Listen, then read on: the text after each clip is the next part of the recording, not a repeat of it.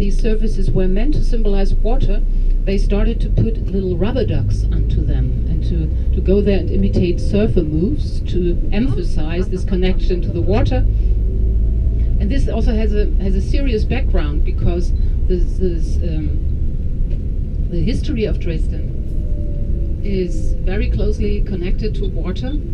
Even the name of the city derives from this fact, or from this connection. The name Dresden is derives from an old Slavic word that means that it sounds like Dreždani, and it means people who live in swamps.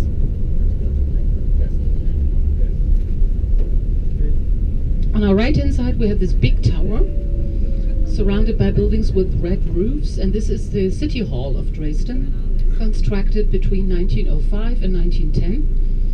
And it was also severely damaged by the air raids in World War II, and then rebuilt in the 1950s in a rather modern style. But the tower has kept its neo-Baroque shape.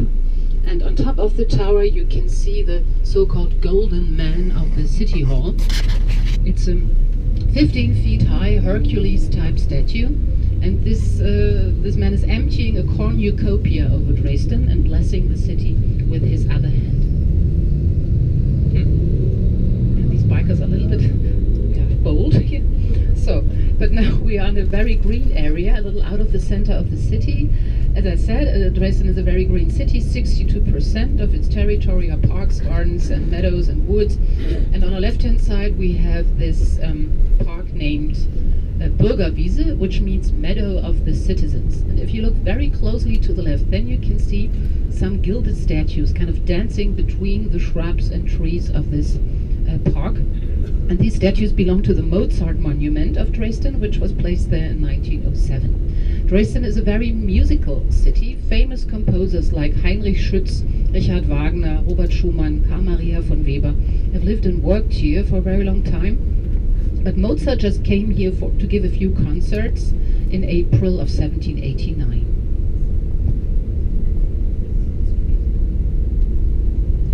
Yeah, as I said, Dresden is very green. 62% of the territory are green areas, and the territory altogether adds up to 120 square miles. And so Dresden ranks fourth among the big German cities, right after Berlin, Hamburg and Cologne. And then comes Dresden as fourth biggest city territory-wise, but we only have a little more than 500,000 inhabitants. So in this way, we are one of the smaller big cities of Germany.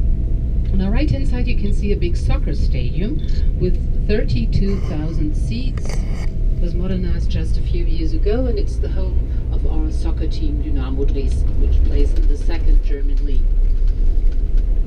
But this modern soccer stadium also had some predecessors. And the first one was built in 1911 on the occasion of the big international exhibition of health and hygiene, which took place here in this area. And this exhibition was so successful that Dresden got a permanent museum of hygiene. It's upcoming on our left-hand side, and it's a very interesting construction in the style of new objectivity, inspired by the Bauhaus that was constructed shortly before 1930. And you can still experience very interesting events and exhibitions there, all concerning health, hygiene, anatomy, physiology, and so on. On the right-hand side, you can still see the stadium, and then you're going to see a public swimming pool.